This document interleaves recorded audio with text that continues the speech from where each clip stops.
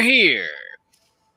So, welcome everybody. Welcome to episode 29 of Play or Pass or Play, depending on which way you want to call it. We'll start with Alban. How are you doing? All right. What's up, people?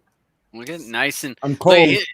Look, got the coat, Yep. got a toboggan on, or a toque. I call it a hat here in New York. All right, so it's a hat, toque, or toboggan. Andrew, what do you guys call it there? The hat. He's got that look. It'd be a hat, that little knit thing. Headscarf. Okay. Look at the beach says, how about going to store 161 and getting their Evers? Hey, I don't know where. I'm not sure where 161 is at, but I got mine together. I got my stuff together. So, Blue, how are you? You're muted. Yeah, I don't know what that means. Any of that, what you just said. 161. What? Blue or for those of us who have no idea what the you're talking about. So the beach was. He must be talking. He must have went to one of our other stores and was not happy with the conditions of it about their meat department. He says it's in Virginia Beach. Oh, okay. So, yeah. I got my stuff together. At my store. So yeah, you got that going on. Blue, how are you doing today? I'm good. Thank you for asking. Thank you for joining us. I see you're all dressed up warm. Looks like everybody is. I got two sweaters on and a blanket. I see that. She's all nice. Well, I'm gonna kick it in the t-shirt and my PJs or my house pants. Okay. And Andrew, he's doing okay, I think. Yeah. One bit of information. We'll go ahead and kick out this. Andrew, I'm sorry. How are you doing? You're back. Good. Okay. You don't have a sweater on, so you must actually pay your home bill. Oh, total XP, sure. Oh yeah. Nice. Yeah, he needs to wear that like on a Friday. I'm not wearing anything special. Actually, no. On the back of my shirt it says, "Sorry, I thought you could ride." Oh, gotta have something, don't you? You always gotta. So one of the things we discussed on this is that for me and many of us, we're really going to crunch up for the holidays time. So we're going to take the next month off. And that sounds so long, but we're going to take a month and a half off until the first of the year with the show, because many of us got things going on and it's just gotten to be, there's so much juggling around. So we're going to kick back at the beginning of the year and we'll start back over. So we'll have to, by the end of the show, we'll know who's going to be picking on that first episode. And we'll figure that all out. So that's sort of, so just give you all a heads up. This will be the last show. We'll be on Telegram. You know, yeah.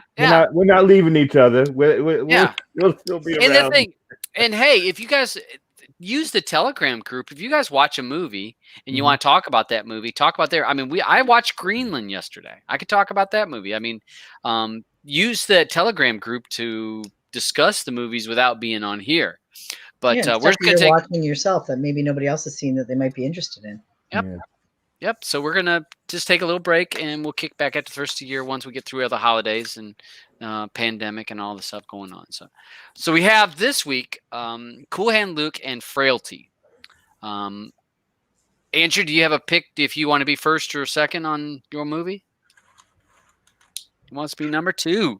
All right. Well, I will be number 1 then. So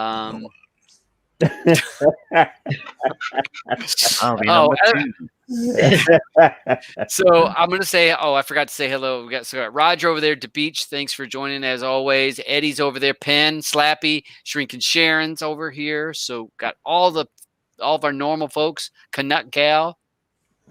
And Canuck Gal was looking for somebody to hang out with on the other night. Canuck Gal, I'll show you how to get a StreamYard going, and if I'm able to, I'll open one and you can jump on the show, because sometimes our after show goes on and sometimes it's shorter. Depends on how tired all of us are. Yeah. Sometimes we're just like done. Yeah, or hungry. We have to jump off. So yeah, hit me up on Telegram, and if I'm able to come on, and sometimes it's fun just to create shows, even if it's not live, even if it's not broadcast, just create one and everybody bullshit around. It's fun. So, Hey, Troop. what's up? Hey, Trooper, thanks for the support. Keeping posting. I'm sure he's posting this around. So we're going to go ahead and get this cranked up. And once we get done with the 2 movies, we will invite everybody that wants to talk about this. And we're going to see what happens. So the first movie, the best movie ever made in the whole world. Cool Hand Luke. So I'm going to start first because I'm actually going to say, I'm going to say keep it small. I'm going to keep it short, because I want to hear what everybody else has to think about this so that it's not just about me. So first of all, 1967, the best year ever. Isn't that right? Alban? Yes, it is. Alban. Yes, it is. Oh, wait a minute. Wait a second. Hold on a second. Alban, was your birthday just recently? Because your birthday's right about mine. When? A week after yours. So your birthday was last week. So happy Yeah. birthday. I'm sorry. The Thank 9th. you. It's okay. I'm And sorry. what I didn't. Born? 67. 67. You're 67. older than him? He's a week older than me. Yeah. Week. That's hilarious. Yeah. I'm sorry. No, I I'm did sorry. not know I you look guys were older so- though. I look older than him. You know. It's the gray. He barely has any freaking gray because he's weird. I know. Coming in. It's coming in. Yeah. So, sure. So hey, look at there. The day before I was born actually is November 1st, 1967. Paul Newman, just Beautiful a man. full cast. The cast on this, we got George Kennedy, awesome. Who's Papa Walton? Remember which one was Papa Walton? You know what I mean? Dennis Hopper's in it. Yeah. I'm trying to remember which one he was. Ron Howard's dad's in it. Who else was in it? There's somebody else So- that's so famous today. So lots of different people in this, and the movie, if you've ever watched it and sat down, it is just this.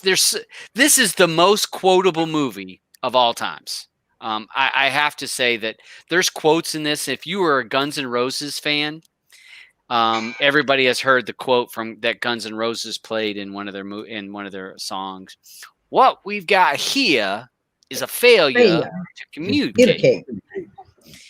And I don't like this any more than you do. All those quotes you have, the shaking the bush, boss, shaking the bush. There's so many quotes that when you're watching the movie, and I'm not sure if when you guys were watching it, that there are so many things that caught up that just. Oh, here's Trapper. He's Trapper from MASH? Yeah. This guy.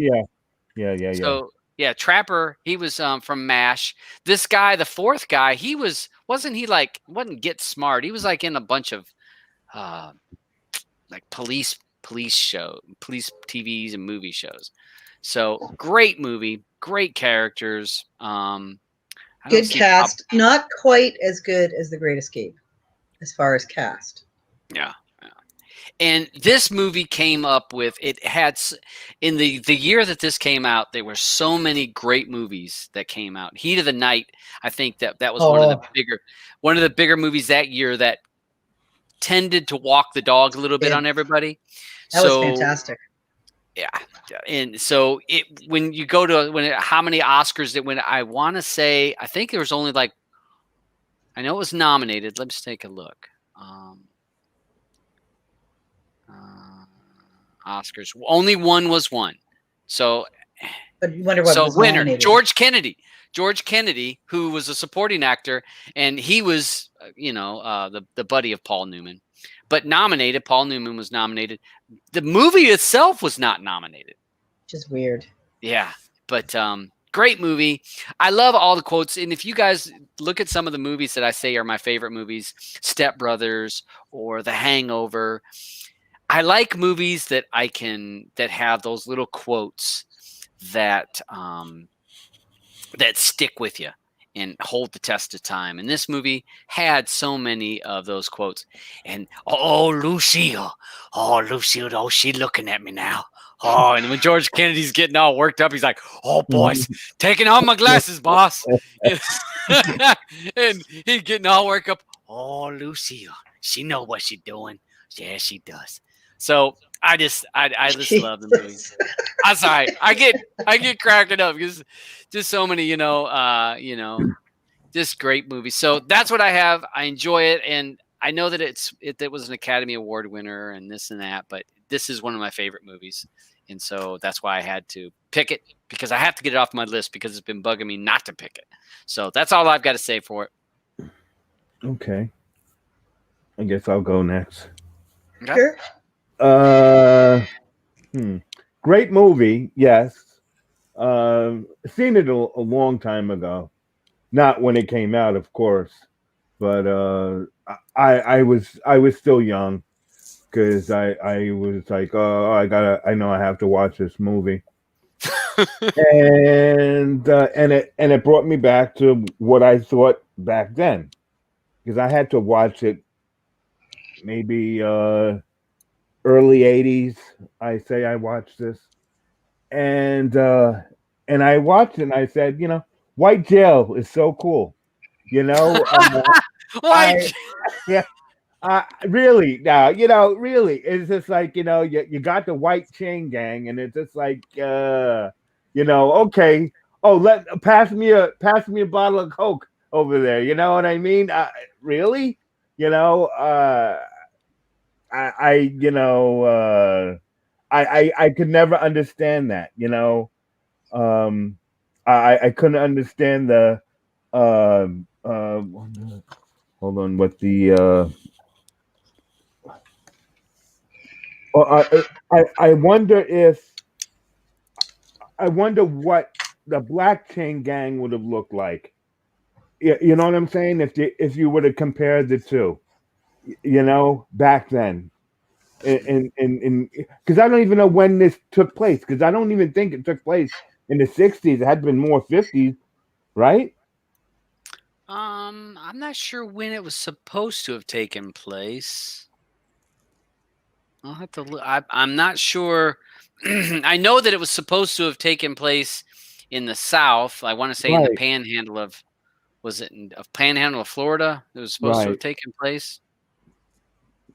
Yeah, but I think it looked more 50-ish than 50s. It was 50s. Okay, so I guess it's always been hard for me to grasp a chain gang like this, but all props to Luke for breaking out as many times as he did. I really enjoyed that out of him.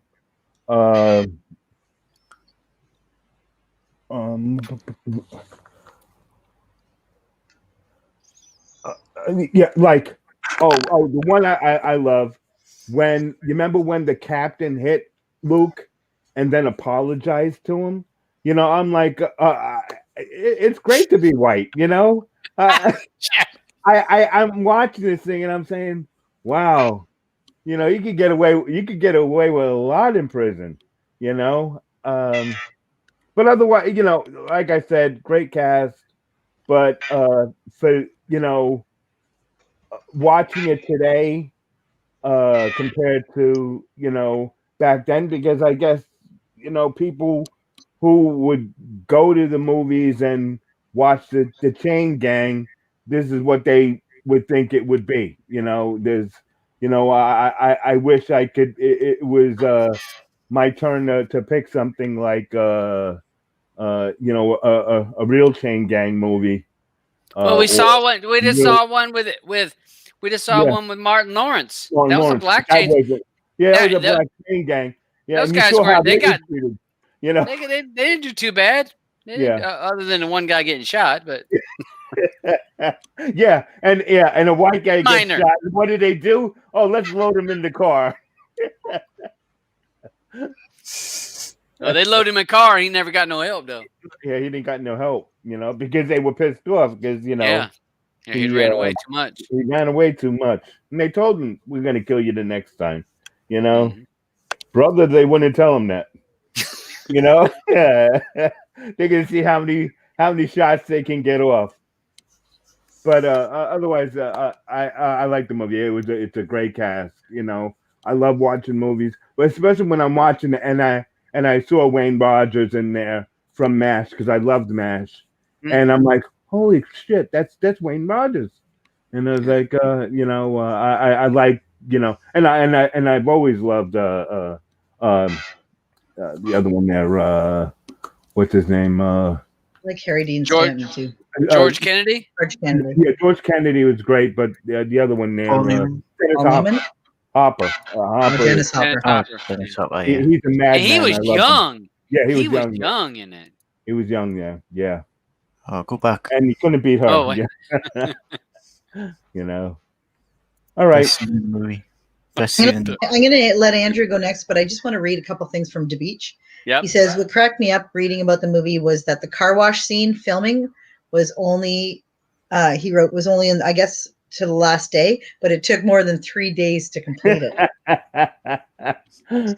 He also said Paul Newman wasn't supposed to star in it. Originally, Jack Lemmon was. I can't picture Jack Lemmon in that role. I mean, I love Jack Lemmon, but for some reason I find it weird. And he wrote, one of the screenwriters for the movie, it was based on his experience when he was in prison in Florida.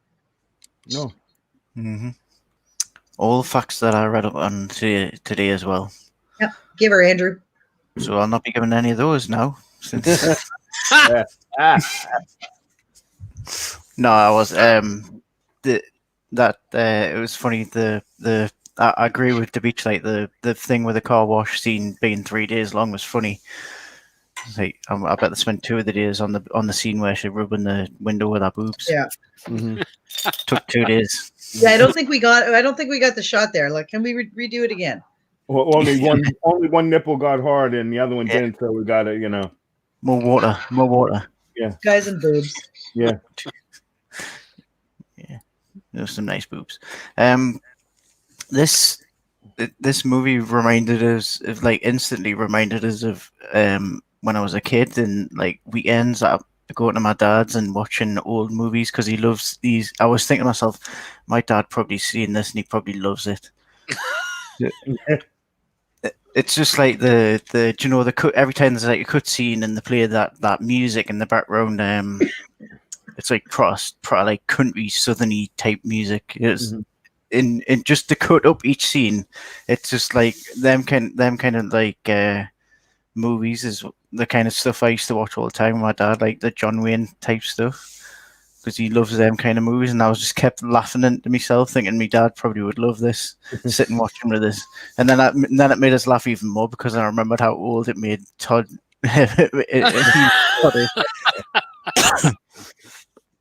But yeah, it's funny the contrast as Aubrey was saying, the contrast in the white prison forms compared to the black prison forms that were so in life last week. Is massive. Like this was more like it felt more like a camp, like an army camp, or like a summer camp that had been sent to for like a long time. It didn't seem like a prison because everyone seemed so relaxed that and the obviously not when they're doing the jobs on the roads and stuff. The authority figures with the guns and that's when you knew. That's when you could like it showed how thingy it was, but it was a lot more relaxed environment than it was for the black guys in life. Definitely. What do you call this actor? Do you know what I know most of the faces? George Kennedy. He's done a million things. He got best supporting actor for this, didn't he? He should have played the good asshole. Yeah, I'm not surprised. And he was like a lovable arsehole, really, wasn't he? He was. I just loved the way he talked as well. He wasn't too bad. He was always bullshitting as well. He was always just exaggerating every story that he told. He was just really. I just found him funny, mate. I didn't find him intimidating. I just thought he was funny. He's a real likable character. I like the scene when they're doing all the they're taking all the bets. Because Luke's gonna put some money where your mouth is, boy. Luke's gonna eat these eggs, these 50 eggs, And he's like, 50? "Oh, Luke White, 50 eggs is a lot. Why couldn't you say like 35 or something?" He's like, "It'll give us something to do or something." Sound like a good. He says, "Sound like a good number to me." Yeah, it's a nice round number. Yeah, And he's just doing it because he wants something to do. yeah. Something to waste the time. And There's Luke, sorry, go on. there's Papa Walton right there. Yeah, rough weight. Yeah. Yep. There's an interesting fact actually coming out of this one when we go to the next movie. Oh. 2 seconds. I've got a couple of pop-ups on here that I need to cross off. Yeah, so the story what they told with Luke was quite interesting because it's kind of like it's more religious than you think it is. This movie, it's like really religious. He's like a Jesus type character. Like he comes in and he gives all these men in the camp like hope that there's life on the other side and like outside of the prison. Like the first time he escapes and he sends them the photo of him with the 2 women. Yeah.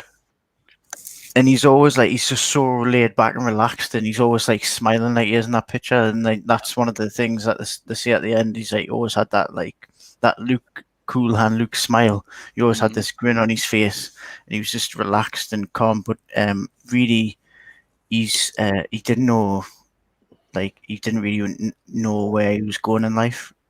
Like when you see the scene where he's talking to his mother, and then the scenes where he's talking to God.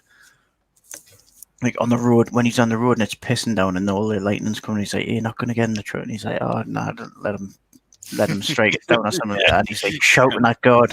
And the scene, the other scene when he's talking to God in the church and stuff, he's like, he just doesn't know what his purpose is. But his purpose was to kind of just to give these other people hope. That's what it seemed to do for me, anyway. And the allude to him being like a Jesus type character with a few things that they do. And one of them's that scene after the eggs. He's like laying on the table and he's like laid out like he's on the cross. He's got his legs crossed and everything. It instantly makes you think Jesus as soon as you see it. Yeah. For the well, I wasn't sure. Like obviously, I looked up a lot of the facts afterwards, because I wasn't too sure where like the whole purpose of the movie. But then when you think about it, and then it's to me, it's just like the case of this guy giving other people like trying to find his way in life, but also giving other people around him hope that there is something good for them when they leave prison. And I just like the camaraderie between all the people, and it was quite relaxed. It was quite a long film, I thought. For me, it was anyway. But maybe that's just because it's like an older type movie, and it's like, and our attention spans aren't as long as they used to be. And I'm in just before the generation of people whose attention spans are like that. Well, the fact that Quibi makes TV shows that are 8 minutes long tells you something. Yeah. And people can't be bothered to wait for stuff. That's why the Netflix hires everything out in one go. But yeah, I just liked it. I liked the. I don't know. It was just something about it. I liked it. I can't put my finger on it. I just think it was just because it's these. I think it might be in that. I think it might be in that picture. I think it was that scene that kept us going. I think. Yeah, they put that kind of in the middle, so when your attention span was right there to pull you back in. Now that I think about it, I think the reason it took so long to watch was because it might have paused on this part for a good half an hour, 45 minutes. I'm not sure. No, it just reminded. I just liked it because it just reminded us of sitting at home with my dad and watching movies. And oh my god, yeah, it's a great film. That's funny there when he's pushing his belly out. And, that thing get ready to pop, boys. Boys, we're taking more bets, boys.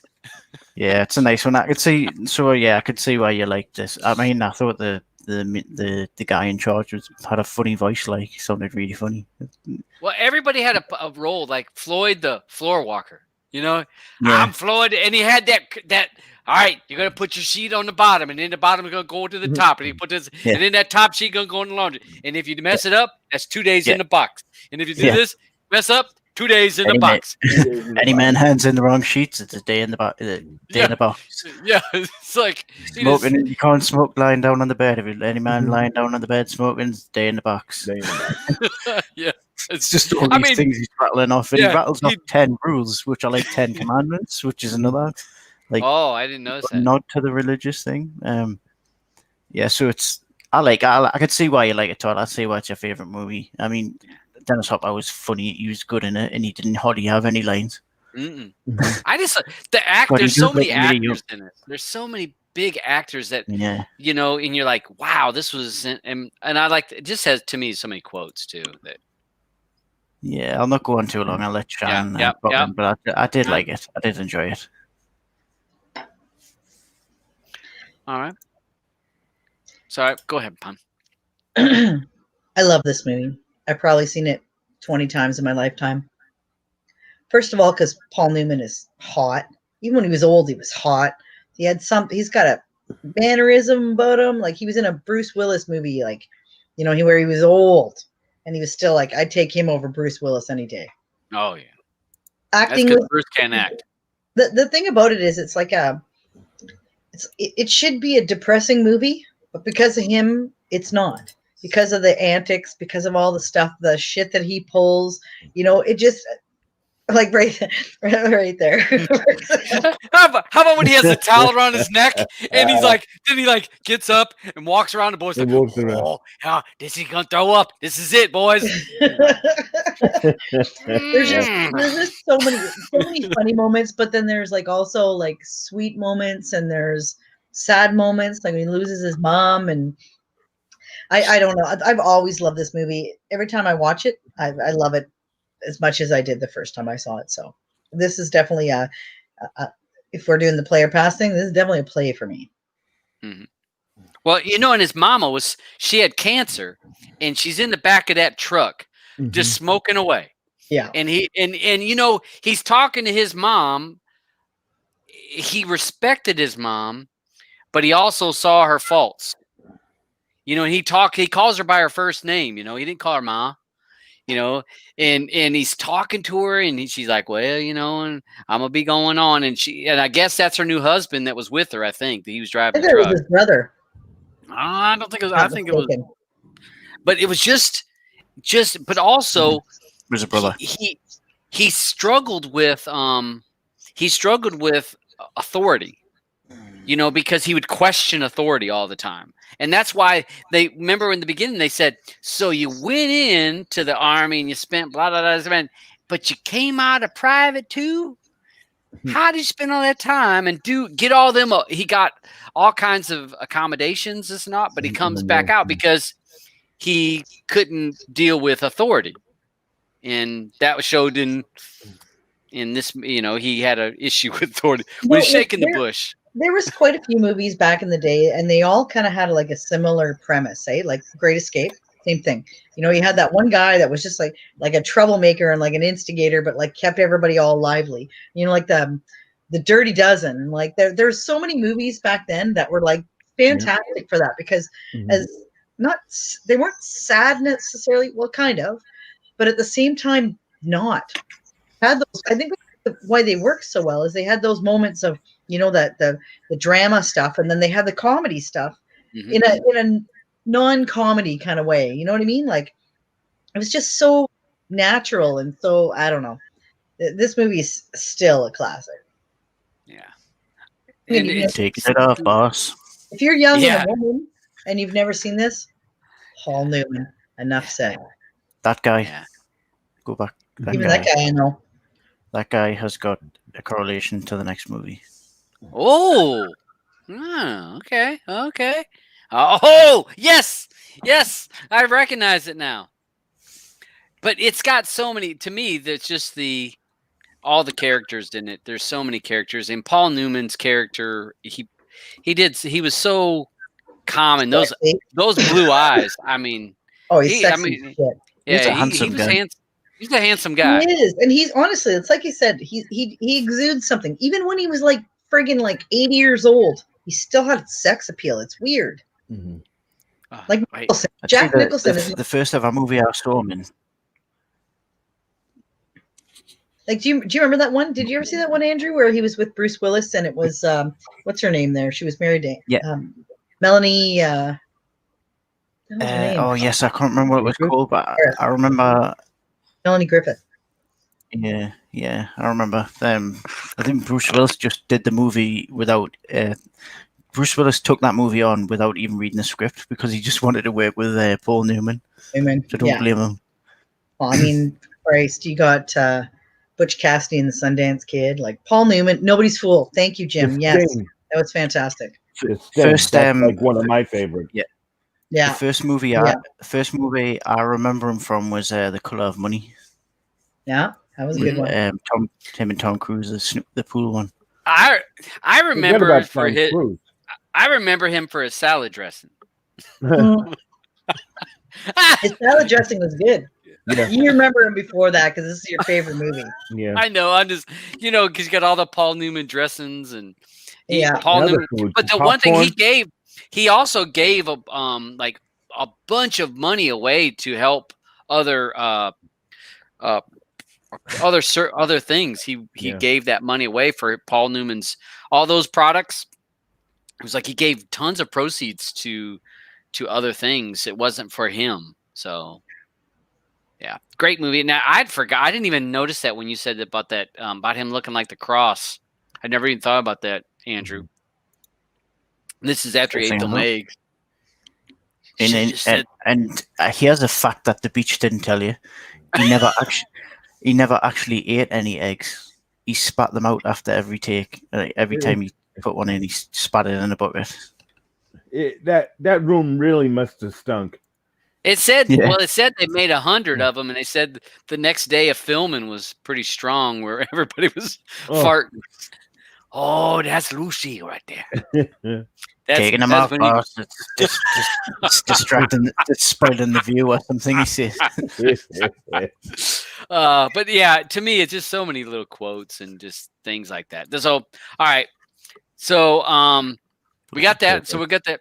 We'll go ahead and jump over to the other movie, which is Frailty. Let's see, and like I said, we'll invite everybody in once we get done with this because hopefully we'll get done with this parts of it, and then we can invite people. We can talk about either one of the movies. So Frailty. So Andrew, this is your movie, so you can talk about it first or last, whichever you'd like. I'll go last for this one, please. Okay. All right. I'm gonna go. Shannon put her hands up first. Okay, go ahead. Oh, who's fastest? No, go ahead. I still remember the first time I saw this movie, and obviously the ending threw me right off. So this, I enjoyed it. I was uncomfortable the entire movie, uncomfortable, but the twist in the end made it where as soon as I was finished watching it, I went back and rewatched it because you think it's the one son, it's not. It's the other son. It's you. So you think it's from the good son's point of view. It's not. And this was a fact that I just learned today that I had no idea. Is it Bill Paxton? Bill Paxton directed this. I did not know that. It was his debut. This was the first movie he directed. And then the funny thing is apparently he directed 2 movies in his lifetime, which made me really sad when he passed away, by the way. He directed 2 movies in his lifetime, and neither of them did well at the box office. This did not do well at the box office, but it got a cult following after. And his other not do well, and he gave up directing after that, was The Greatest Game Ever Played. And you know what? That's in my top 5 favorite movies of all time. And I did not even know that he made that. So when watching this movie, I mean, he was so good in it. It like I said, it's uncomfortable. These poor kids, having a dad, one thinking dad's fine, the other one thinking dad's nuts, and going through all the shit they have to go through because dad believes something. Dad believes spiritually that this is but trying. I can't even imagine that the trauma these kids felt. Well, maybe just the oldest one, you think at least, felt having to watch all this, having to, be involved with this with his dad and everything. And then I don't know. I loved this movie. I always have loved this movie, but it wasn't just the twist in the end. It was the whole thing was fantastic. But the twist in the end was just that little extra, that Yeah. put it above and beyond so many movies I've seen in the past. So I loved it. And I thought the acting was fantastic. And, it's got Todd's boyfriend. So we're all good. Okay. Short hair.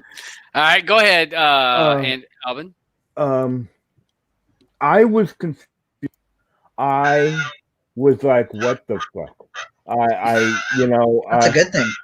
Yeah, I know. I was. It was disturbing to me, and it takes a lot to disturb me in a movie. Thinking of what these kids went through, just like you were saying, Blue. It bothered me. It really did. And I love Bill Paxton. I love him. He was such a great actor. Yeah. I loved him since the Weird Science. You can't forget about Chet. Yeah. And and I was a big Love fan also. When I was starting the movie and watching the credits, and I saw that Bill Paxton directed, I was like, oh wow, that's it's gonna be pretty good, and I just couldn't get it. Letting someone put their kid in such a position, it was worse than watching Woody Harrelson do what he did to his kids. Dad's a demon slayer. You know what I mean? I'm like, what are you doing to these kids? But like I said, it disturbed me, and the ending to me, I didn't like the ending, and that was it for me for the movie. I'm sorry. Just didn't. It just wasn't. I just wasn't feeling it. I'm sorry.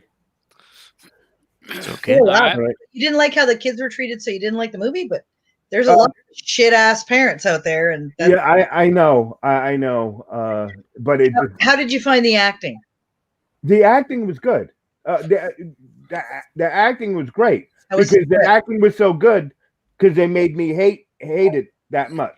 Yeah, you know what I mean. True. I'm not saying anything about the acting. I guess it was the whole, story of, okay, well, we're gonna have these kids that are gonna, think it's okay to kill and kill. Yep. Well, I mean, that's fair enough. That's fair enough. For me, Matthew McConaughey in it, so it already is at a 5. I mean, I hadn't even watched it. It's at a 5. So, it could have been a shit show from there on. Still got a 5. So, I had actually, I've never seen this movie. And Andrew, thank you for having me watch a Matthew McConaughey movie I've not seen before. But I actually felt that I actually was thinking he's playing this detective, this FBI agent, and he's actually the other brother. And I didn't know all of it, but I had the feeling that that's what had happened. And to be spoken to by God, I can see where they were coming with the story that basically because God was speaking to them, and he was a demon slayer. And when Bill Paxton would touch him, he saw that. So they saw what sins they had done. Like that old guy, that old bald-headed guy, where he had killed little kids. And when Bill Paxton touched him, he killed little kids. And it's like, how did he get away with kidnapping all those people and never got caught? Because God set it up. Even if he had the name on the list, he never went to that until it was time. So I thought the writing of it, I really liked the story. The story held my attention the whole time, even though at this point I knew he was going to kill his dad.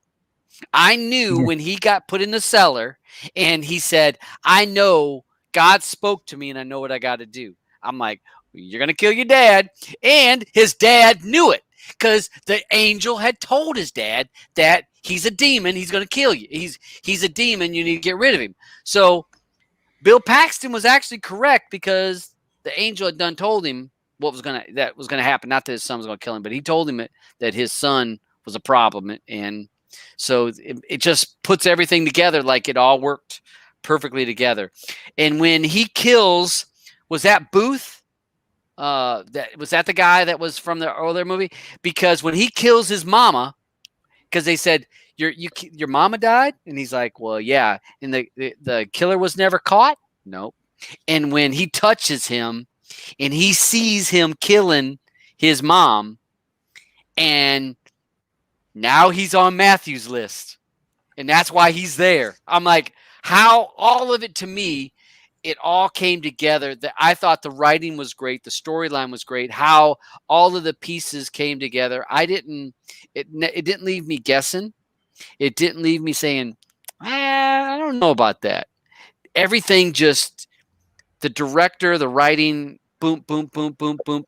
It was neat with the little supernatural twist. It could have been a straight up, he's just killing people, he's nuts. Yeah. But the whole, he could. All right, but he killed his brother because his brother was just killing people just to kill people. Yeah. Because his brother was killing people just to kill people, and he knew that. And he says, but I couldn't kill him until God gave me his name on a list. So I don't know. I'm like, man, was God really telling him how to do that? You know, I mean, to me, all the things came together so perfectly. And when he said his brothers told him, hey, when you kill me, make sure to put me in the rose garden, because he knew that was going to happen. He knew that his name was going to be on the list at some point. Phenomenal movie. I thought from the acting to the story to directing, everything. Boom, boom, boom, boom, boom. Even knowing what you like, guessing stuff as you went, because there's been so many plot twists over the years. You always expect a plot twist now. I mean, friggin', what was that one? I See Dead People movie. Yep. Ever since then, it's like you're always waiting for that last minute, which kind of ruins movies from back in the day. Because when I first saw it, I did not see that coming. So it was like, it blew my mind. So it's like, kind of like, when I was done watching it, I'm like, oh my God, I got to watch it again now, because you'll see it from a new perspective. Yeah. Not the brother you thought he was. So it was like, for me especially back in the day, it was like, this movie was friggin' hit it out of the park for me. Yeah. To me, even though, like you said, I knew Matthew McConaughey was the killer. I knew it. But the thing is he was the killer. Matthew was telling the truth about his brother being God's hand, because God's hand was doing murders that weren't supposed to happen. Nobody knew about Matthew McConaughey's killing. That was not God's hand, because he was, those people died. You didn't even know that it happened. So it was like so perfect that Matthew McConaughey was being directed perfectly. It was his brother was the hand of God. He wasn't even lying about that. He's like, my brother is the hand of God, because his brother was doing the wrong things, and his brother kind of set it up, and when he put the note. So that's what I got. I'll go ahead and stop so that Andrew could talk. Yeah, well, it was interesting. Just listening to all three of there, because it's kind of like the reviews you give there are kind of like the reviews that Paxton got when he first brought this movie out, because there was a few people that were like Auburn, and like what Shan said, she was just like a bit uncomfortable. People were uncomfortable with like the like young children being exposed to this type of thing. But I just this movie, this like because it's his first time he's ever directed a movie, it just shows how great of an actor Bill Paxton is, because he read he actually got given the script for this. It's just to be like just wanted him to come on board as an actor, and when he read the script, he was like, I'll do it, but I want to direct it. And he said the reason he wanted to direct it was because the script was so good that he didn't want like a story-eyed director coming along and then messing it up and changing it, and he wanted to just stay pure to what it was, and that's what I like. That's what I like about it, and that's what I like about the story. I mean, it can go if you're not paying attention. Not that I'm saying you weren't, Owen, but I'm not. I'm just saying Yeah, if you're not. I think I have to give it another chance because the three of you were saying that this was really great, and Good. maybe I watched it too late at night, and Yeah, And you were I tired. need to give it another chance. you can like it is one of those ones that you probably like have to watch twice to just then you start to understand where it's going, because Yeah, like from the beginning of the movie till literally the end of the movie, you like I don't know about yous, but like for me, I just thought, well, the dad was just he was just using all this religious stuff as an excuse to be a serial killer. He was just a murderer, and because you don't have any other proof otherwise. right. The only thing you've got is like him having this vision and him having the saying that the angels came to him. Yeah, but he And could be gave him schizophrenic. this. Exactly, and there's the scenes in the movie like when they come into the kitchen or the one into the one of the rooms, and the dad's sitting at the desk and he's writing out a list, and Fenton looks and he's just got the phone book in front of him, and you just think to yourself, well, he's not being given a list by God, he's just writing down people's names from the phone book and just random people. So like every clue up until near the end, it just makes you think like, yeah, this guy is crazy. Like Fenton is right. His dad has lost the plot, and he's just going killing people.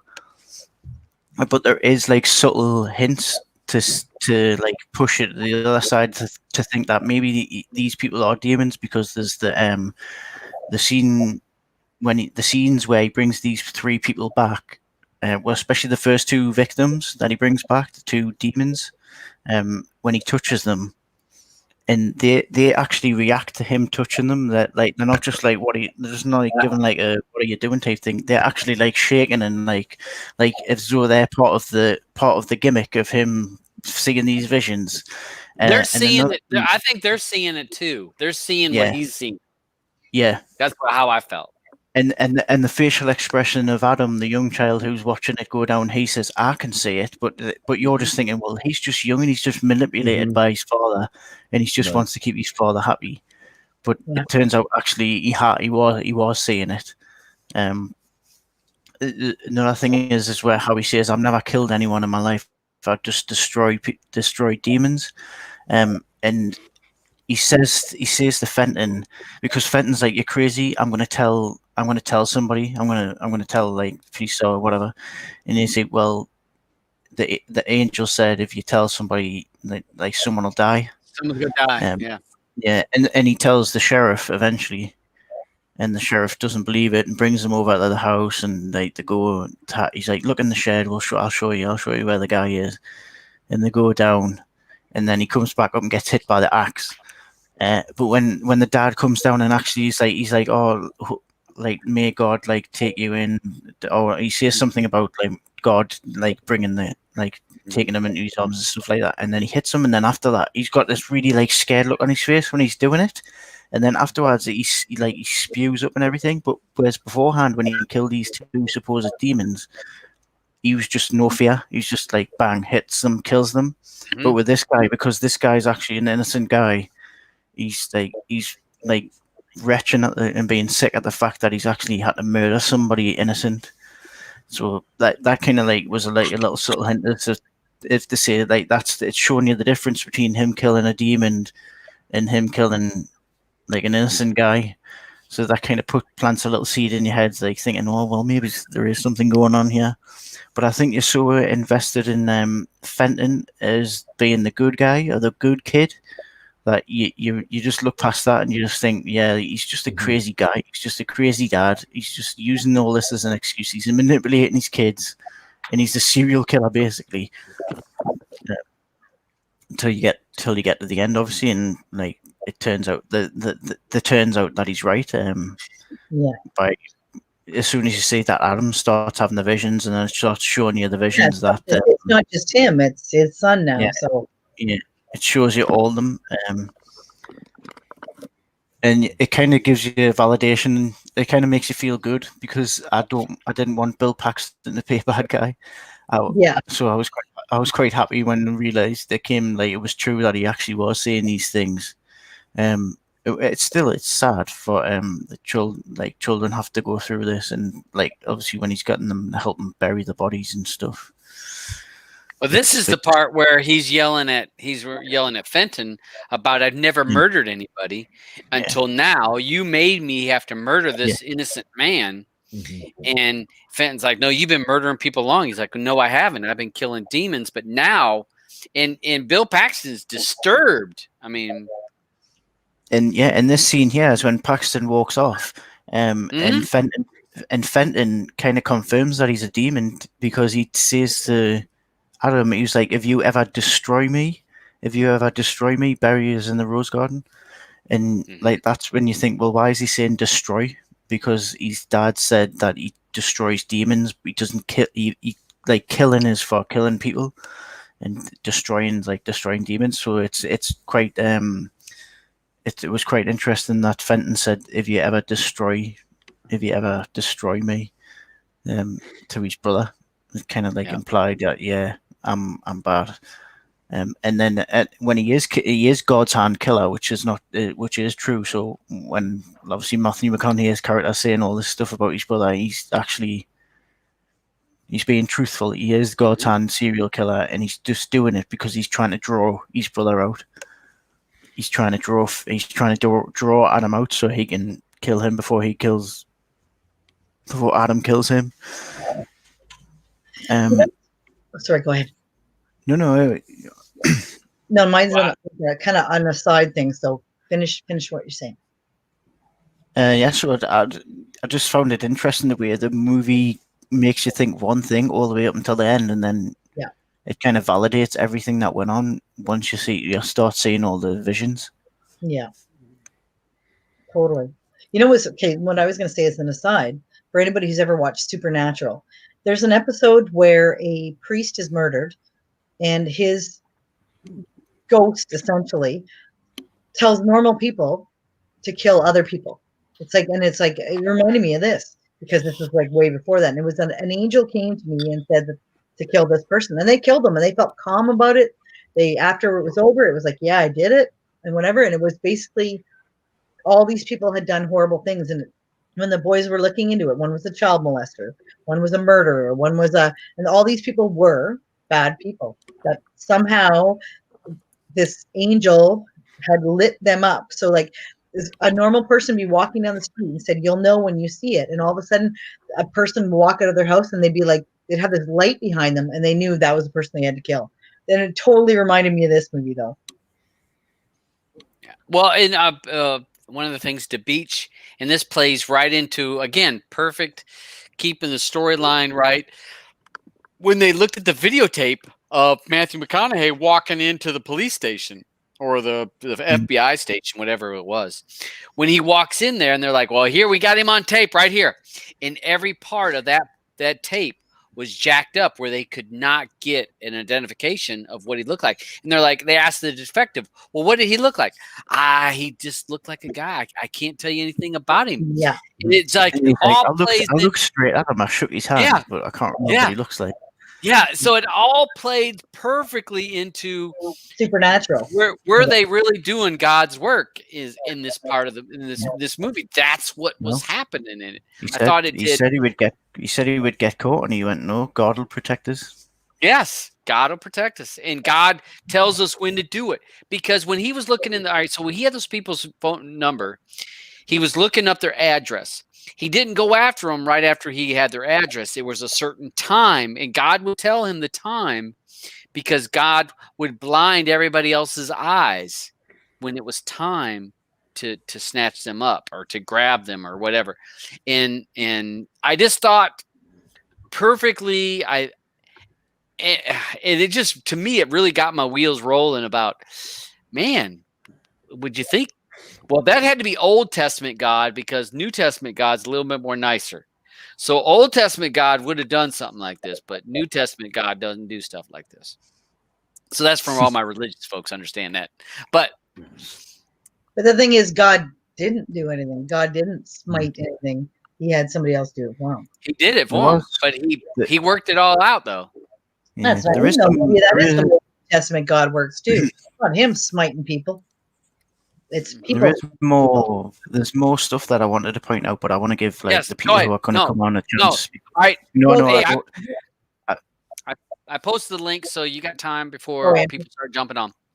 no, I'll wait because I don't. If I say too much, then I'm not giving other people a chance to like speak, Okay. because then they're going to be like, "Well, you've said everything." So, I mean, if they don't point it out, then I'll Okay. say it. All right. But I don't want to. Fair enough. I don't want to like give out everything. Got to give other people a chance to talk without going, "Oh well, you kind of said everything already." Yeah. So, all right, I posted the link. The chat is open for you guys. You're able to talk about one or both of the movies, whatever you want. So we got Eddie G. He's jumped on. Eddie, welcome back. Thank you. Which one do you want to talk about first? Whichever one you want. You decide. It's up to you. Okay, Cool Hand Luke. Okay. I'm in the same thinking level as Alvin. I was thinking about this was a bit a black chain gang, man. Like these guys are living in the Ritz-Carlton, man. Yep. Well, what really got me is Paul Newman. Every time he goes into like a little smile or a little stare, I'm trying to think, what is he thinking about? You know, he can take a licking and keep on ticking. I'm saying, man, this guy's got it going. The musical score I love because it was all country blues. And one of the songs in there was a Midnight Special, which was made very popular by CCR. Yep. It's a Midnight Special. Who's that, Roger? No, that was me. That was Okay. T.O.W. Okay. But, you know, the guard also that had sunglasses on. Yep. No eyes. No eyes. No eyes, okay. But those sunglasses in the early 50s, I don't think they existed. I think they're sunglasses that were just put there just because of the look. But they would have took the original style of sunglasses during the early 50s. They didn't have those kind of sunglasses. But anyway, it's a good movie. I liked it. The only thing is, I get full on eating an egg, one egg. Imagine 50 of them. Yeah. Yeah. Yeah. That's a lot of eggs. And that car wash scene. Oh yeah. I think that'll be going. Okay. Yeah, look, got Eddie going on. Oh yeah. Oh, hey guys, just as a little aside though to Eddie's comment, because I'm like fact checking, mirrored sunglasses were invented in 1948. Oh yeah. Yep. Okay. All right. Yeah, but mirrored. Were they round or were those are like aviator glasses he had? But mirrored well, I'm guessing it'd probably be pretty close to that. That was made in the 60s, so it wasn't much. Yeah. Okay. Good to know. All right. Okay, so that's what you got. Anything else for Cool Hand Luke, or? No. Okay. All right. So what about what you think about Frailty? Anything you want to mention on Frailty, or? Wait, I don't hear you. On Frailty, what happened is once I got into the movie, I was perplexed a little bit, but you know, we were talking about God. Okay, God this. And all of a sudden he said, well, remember when he got the van and then he took his kids to school? And then when he got to the school, the kids get out of the van, they're going to the school, and the screen like moves over to the right, and you see a church. And the church is an LDS church, Latter-day Saints, the Mormons. So after that, I'm saying, okay, now that, you know, all the kids are talking, you know, about God and, you know, this and that. But I'm saying, is it really based on LDS? You know, the Mormons? Or is it just a fictional, you know, God in general. Okay. The Rose Garden what really ticked me off with the Rose Garden, I'm saying it, since everybody's being buried in the Rose Garden, usually when they put bad people in the Rose Garden, in a grave, you say, well, they're going to start pushing up daisies, not roses.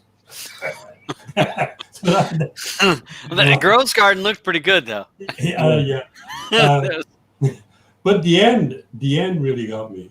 That really, he walks away with the girl, and I'm saying, wait, they got the wrong guy.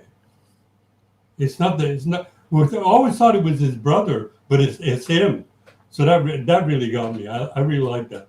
But Bill Paxton in there as this was his first movie or second movie? It says first. Wait, we blew your muted. It was the first one he made, like as a director. Directed. Oh, Not as a movie, though. okay. I've had enough. Well, what got me though, when you mentioned his wife at the end. Right. So first of all, he's a sheriff. Right. Number two, his wife knew what he was doing, and she Oh, didn't yeah. seem too bothered about it. No. That was so that I was like, oh, she's on it. Okay, Shrinking Sharon, you are the next person in. So thanks for joining us, hon. Yes. Who had Luke? Yeah, both movies had a lot of Christian references to it. Who had Luke? I know he ended up going to prison because of a ticket or Catholic. He got a ticket, or He was cutting the tops off all cutting the tops off parking meters. Yeah, parking meters. I knew it was something about a ticket Yeah. or parking meters or whatever, for some crazy reason. Yeah. And stuff. And I'm like, Arvin, hey, they made the chain gang look like somewhere you wanted to be. Mm-hmm. All that looked like the easiest chain gang, and like the scene where where the eggs was, where he ate the 50 eggs, and the 59 eggs, not 50 eggs, 59 eggs, they had represented the 59 prisoners that he supposedly ate, and that was a reference to with Jesus, taking on a lot. He was very when I first was watching, I was like, was this called the prisoners in their underclothes? I don't know. Every time he turned around, they was back in the prison in their underclothes, It was hot. I know.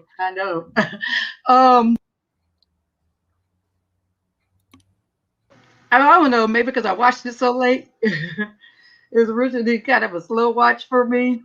But one thing I could take away from it, had a great cinematography. It was like kind of like the great, like the method acting, when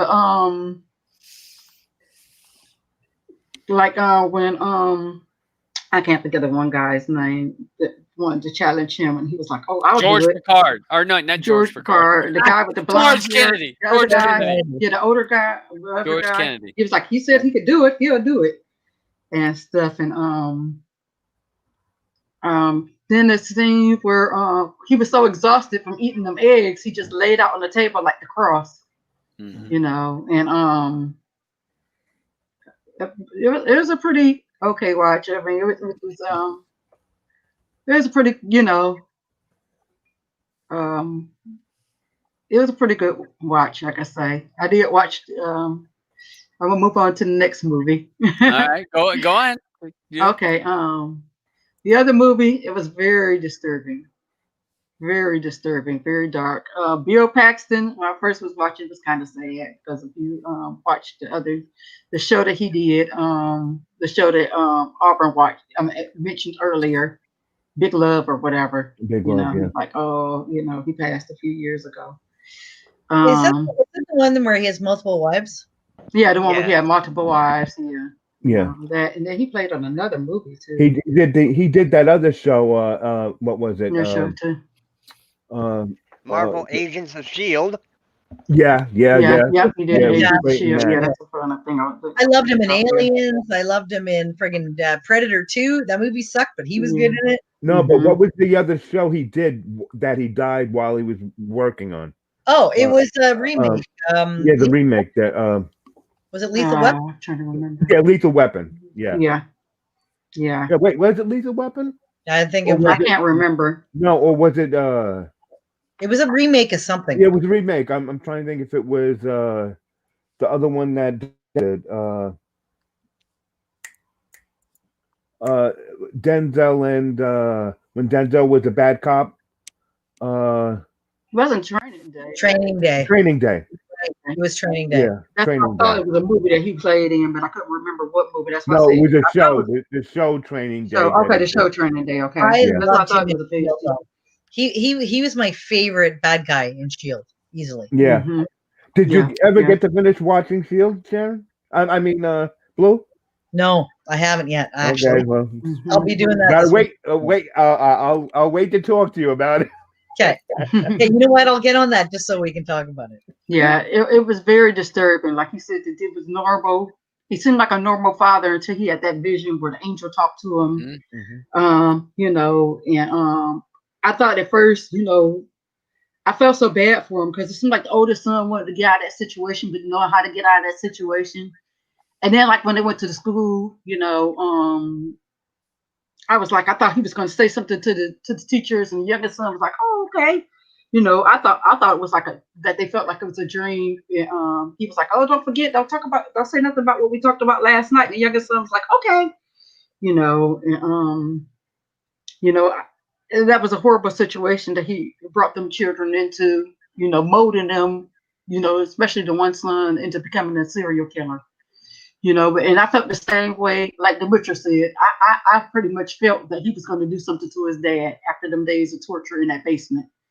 You know, I thought he was going to end up in the emergency room after all them days with no food and water in that basement or in that floor or wherever he was at when he nailed him down there. But you know, one of the things that, you know, when he said that God spoke to him, right? Yes, when he said God spoke to him. All right, you know what I thought to me? I said God didn't speak to him at that time. The devil spoke to him at that time. Right. And you know, because when you're at that point, and again, a part of the directing of this movie, I thought you're at that point where God or the devil can speak to you, and the devil spoke to him at that point and basically said, "This is what you need to do." And so, okay, but these are bad people though. So is it unheard of to think that the new God would possibly? No, it's about survival at that point. No, I still think that Bill Paxton was a good guy. That was God leading him. And if you look at the movie, God was leading him. So why'd you say the devil? Then? No, the devil spoke to Fenton.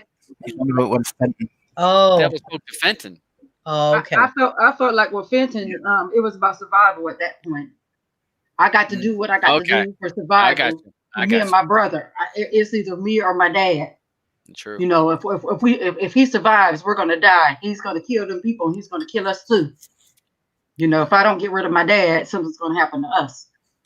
You know, and then when he found it, because even when he killed that lady, that was pure in front of them boys. I was like, "Oh my goodness, is he really doing this in front of his sons?" You know, and then when he went to do that guy, you know, right there in front of his children, you know. And stuff. I expected his son to do that. I'm like, are you seriously? You want your son to kill this man? You know, I knew right then, you know, he was gonna do that to him. But I knew before then he was gonna end up killing his dad. I just didn't know how he was gonna do it.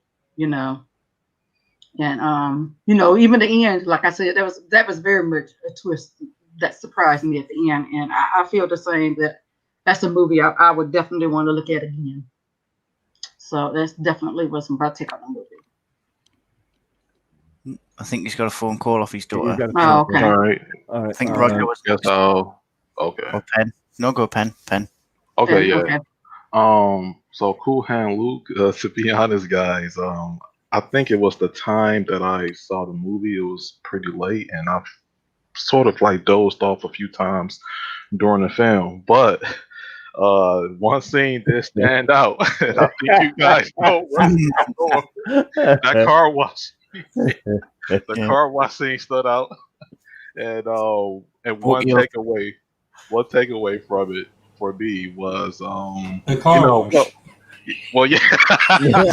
Well no, in all seriousness, there was a couple of things in the movie, authority and will, like Lou's character represents that he's willing to carry on and still go on about his day regardless of the circumstances. I mean, it had like this prison camp, depiction. That was pretty much throughout the whole film, and being told what to do, had a boss, this, that, and the third, and they didn't really have any identity, while they was held captive there. And each prisoner was asked to take off the shirt and put on glasses to wipe them off, giving these small commands, but to them it's like, well, they're trapped. So I felt like the movie touched on some things like don't make bad choices necessarily, and always try to remain calm regardless of what situation that you're in. And I felt like this movie did touch on that. The little part that I did get from it, other than the car wash scene. So yeah, that's about it for Cool Hand Luke. But yeah, for fertility, this one was pretty interesting.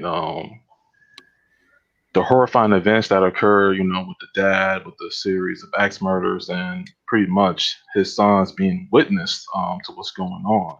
This was like a very disturbing film. I felt like the soundtrack towards the beginning of the movie set the pace of it.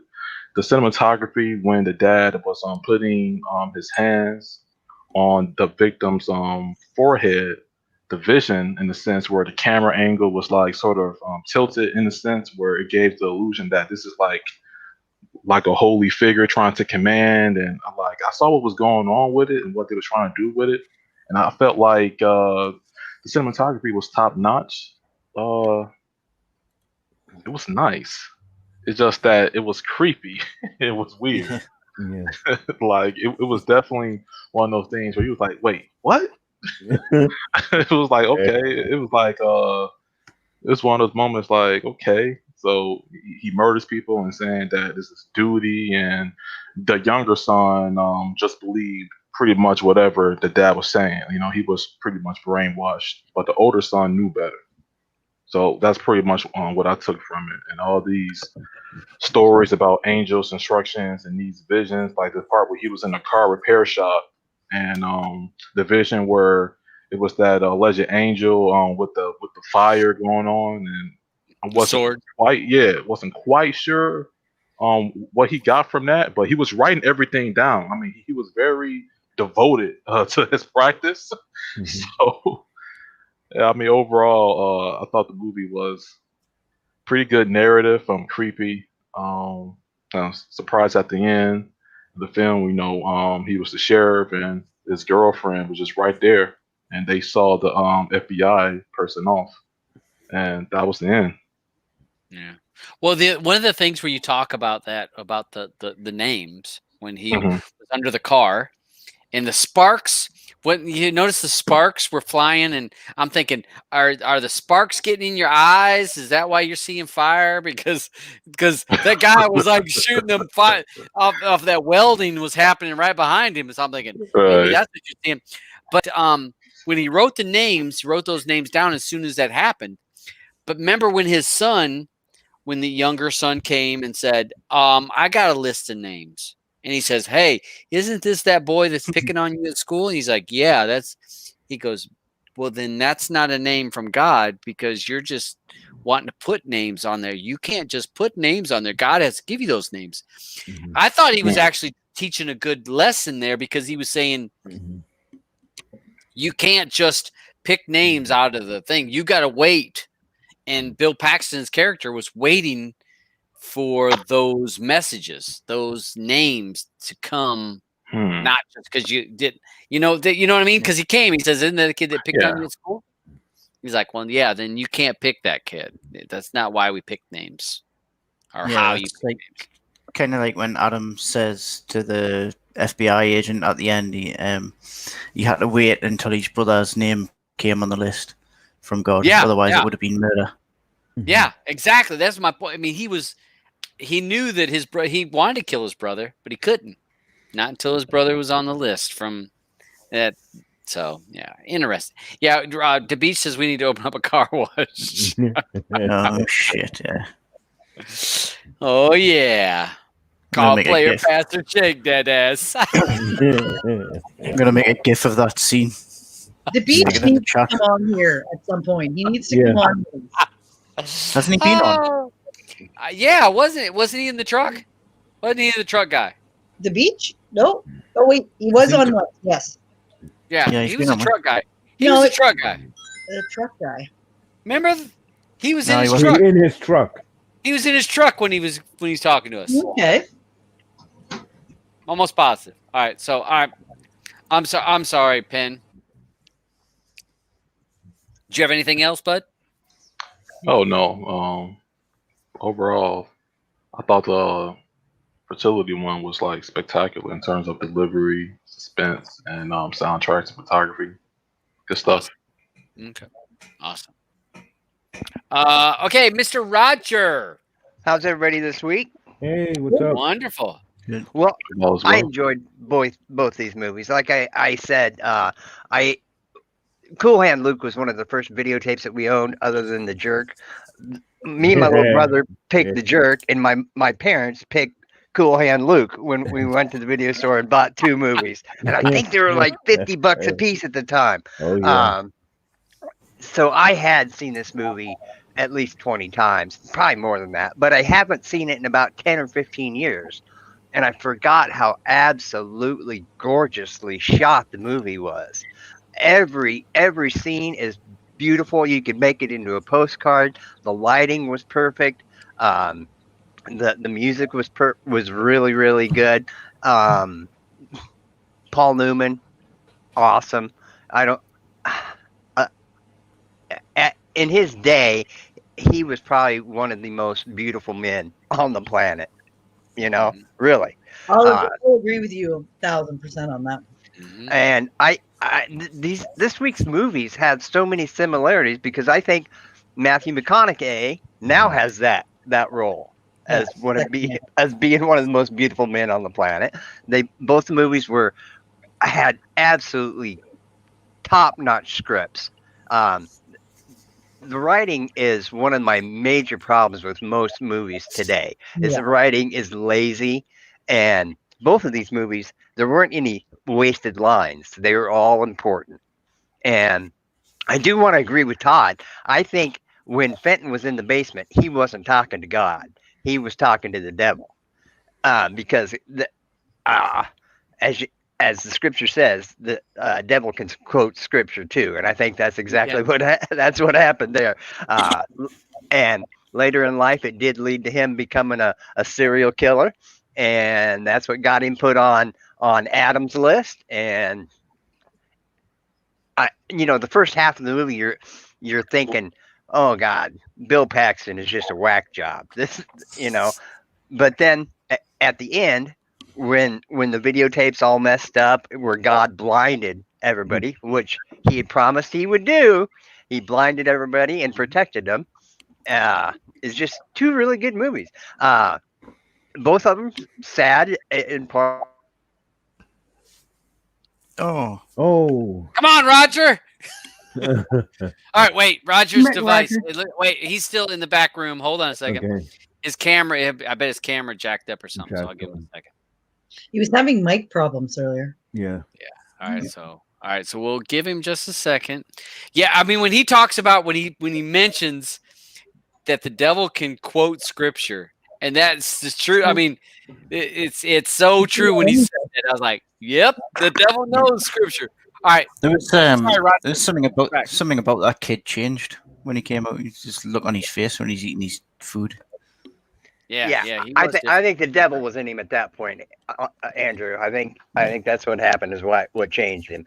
And I don't know what you guys heard. I don't know what I reformatted my hard drive, my whole computer yesterday, and obviously I didn't get something set up correctly. So You apologize just said for that. both movies were sad, and then that was the last thing we heard. Yeah, both movies were sad in parts, and both movies were beautiful in parts. Yeah. Just really good movies this week, and I wanted to agree with Aubin that White Prison looks a hell of a lot better than Black Prison. Where the hell are you going to get 50 eggs in Black Prison? Dude? Yeah, right. Yeah, For that's one true. guy in the sitting. Yeah, but Yeah, you notice with all the eggs, when they peel the shell off the eggs, not one of them was broke. Like these eggs, I like to know how the hell they made them. Hollywood eggs. Hollywood eggs. They're Can not I duck say eggs? one fun fact I've seen and read about the movie about Cool Hand Luke?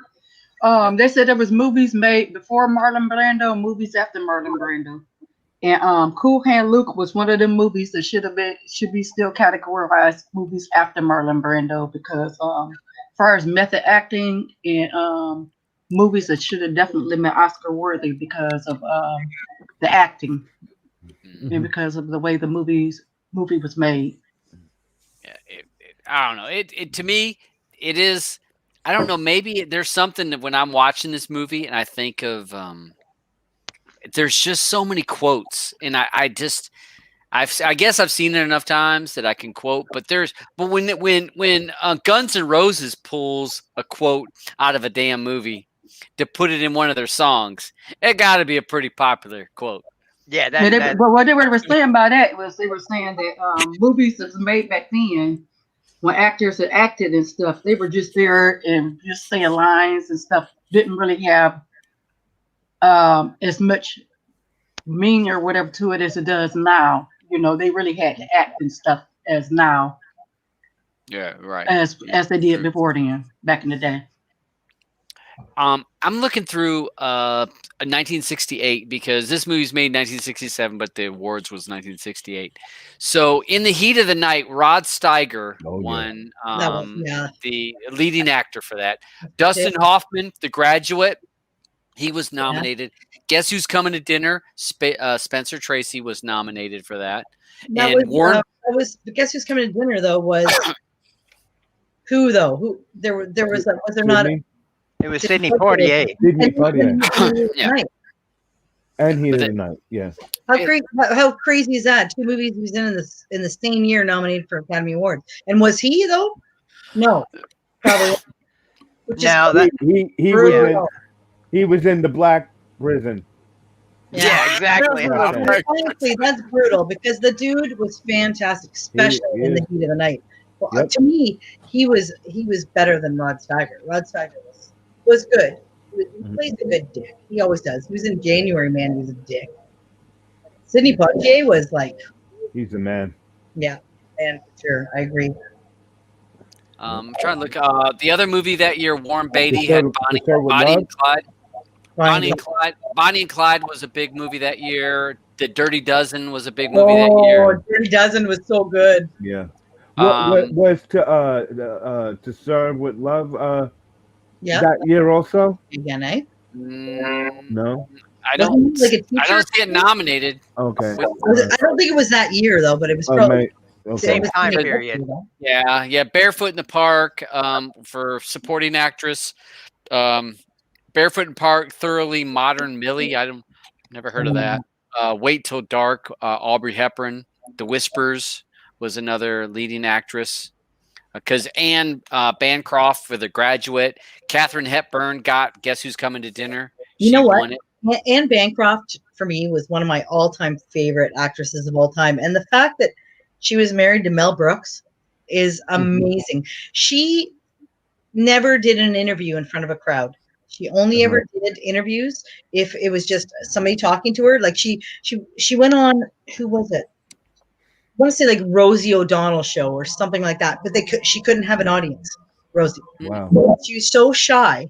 And then you got Mel Brooks, who was like this crazy little Jewish, funniest dude ever. Like World is still one of my all-time favorite movies. And it falls but it was like he saw her and I guess he wanted to meet her and at a party or whatever. And I guess kind of like somebody said, "Oh, Mel Brooks wants to meet you," and she's like, "Okay." She instantly fell in love with him because he was so funny. So funny. This weird little man, and like they had a love affair until she died. Like, Oh. yeah, it was adorable. And like she was a stunner. Anne Bancroft. Yeah. Yeah, she's pretty. Because I see it there. The other movie that was big that year, In Cold Blood, Richard Brooks, Best Director. Oh, that movie was fucking disturbing, man. Mike Nichols with The Graduate won as Best Director. Heat of the Night, Guess Who's Coming Down, or Bonnie Clyde, and In Cold Blood. Let me just say something to people out there that are watching right now. If you're a kind of not necessarily a really good-looking guy, just be funny.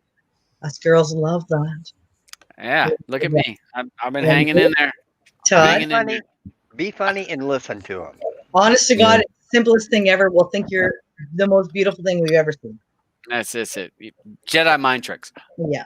Also helps if you can lick your eyebrows, but. Yep. Well, yeah. All right, so why do you think I married him, honey? All right, so we're gonna go. We'll go ahead. We're at an hour and a half, so we've got a little bit of time. We're not gonna pick for next time. So, honey, no.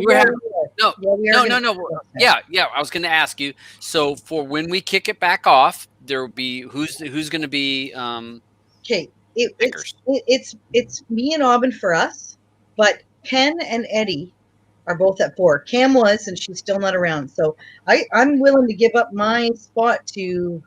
Yeah. Aubin, if you're. Me too. I'll give up mine. Yeah. So you guys are up for January. So Penn and Eddie. Yeah. Yeah. Okay. Okay. So Penn and. So yeah, no prayer. I mean, but we'll probably kick off the first Wednesday of January. I don't even know what that is. Let's do the second Wednesday of January because I think I might possibly still be with you, John. No, that's the 6th. The 6th is the first January. Yeah. First Wednesday of January. Yeah, I might still be with you. Okay. Do you want to go for the 13th? All right. Well, what we can do, we can plan for the 13th, and if we need to change it, we can let Penn and Eddie know, and we'll post the show. We'll have plenty of time. We'll post it a week out so that people have time. Okay. So we'll post it. I'll create the show, we'll put it in the Telegram group. Hey, does anybody know about the Telegram group? We have a Telegram group for Player Pass. As a matter of fact, there's a poll out there right now. Yeah. Oh, hold on here. Let me check my phone here. Do I need to vote for that? Yeah, I think so. All right, so we got that. So we're either the 6th or the 13th of January. We'll kick back in. Penn, Eddie, you two need to have your thoughts, and we'll get a week out. We'll let you guys know. Okay. What are we going to do? We're going to pick them just before we show? No, the week prior. You'll pick them the week prior. We'll hit you up. Okay. Either me or Eddie. Yeah, me, Eddie, or Andrew will hit you. Or no, me, Aubin, or Andrew will hit you up. You pick your movies. We will post it. I will create the show so that we have it on YouTube, and then we'll post it. We'll put the Twitter out there, and so that we kind of people know they'll have a week to plan for it. Okay. Good. So Penn doesn't want to choose now, by chance. Oh, whichever one. I mean, they can pick now or pick later. Well, we can pick now if you want. I don't care. Oh, shit. Oh. That gives me like a month and a half to watch it. Eddie's like, I'm ready. If you want to wait, that's fine. If you'd rather have time to think about it. But if you want to pick now, that'd be great. Well, you want to go first, Ben? I think I'll wait a bit for mine. Okay. All right. So, Eddie, you think you know what you want to watch? Well, I have 2. Okay. Okay. Anyone is either a documentary, it's a follow-up on 20 Feet from Stardom, or I can give you a car chase. I want a car chase. Okay, The Bullet with Steve McQueen. I was hoping that was what exactly we were talking about. I'm in for that. Bullet. Freaking beautiful cars. That alone. I think that was the best car chase ever made. Oh yeah, yeah. With San Francisco, when they were doing the old bottom hill, like coming off the hill. Yeah, but everybody said, the Blues Brothers with all the Dodge Royal Corollas. Okay, but you know what? I gotta say right now, Eddie, Blues Brothers car chases were pretty good too. It was good. It was. Although it wasn't really. It No, wasn't car chases as crashing into malls chases. No, not quite the same. Burt Reynolds and Sally? Smokey the Bandit. Smokey the Bandit. That was some good car chases. That was good. That was good, but I'd rather have Steve McQueen in that Mustang. Hey, you know what's really funny is the fact that you just said that, because tonight when we were talking about Cool Hand Luke and I was saying The Great Escape is also a fantastic movie. With Steve McQueen? Yep. Oh, yeah. All right, well, Dracula? hey, I guess I'll do my pick now. Oh, you don't have to if you don't want to, Ben. I mean, I have it ready. Okay, all right, he's got it ready. Yay! 2006 film Inside Man by Denzel. Starring. Yeah. Okay. Oh yes, that's a good one. Is that a bank robbery one? Yes. Man. Let me take a look. Clive Owen. That name is so. Clive Owen, Jodie Foster. Yep.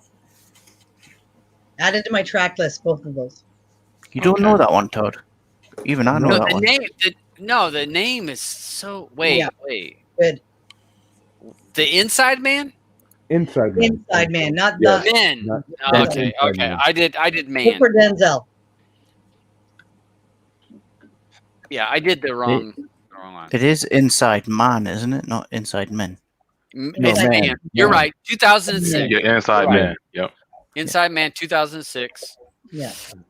Crime, drama, mystery. I swear, I'm looking at this, and it doesn't ring a bell. I'm sure I saw it on VHS or something. So I'm going to stick to tradition and watch it 2 days before the show starts. Yeah.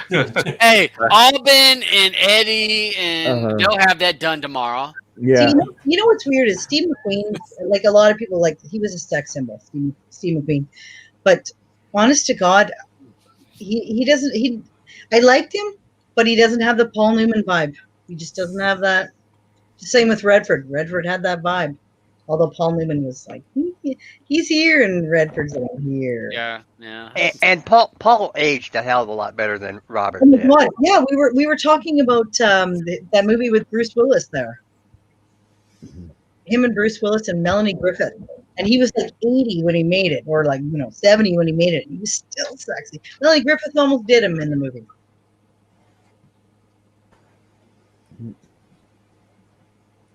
I wouldn't do him. Me neither. Just saying.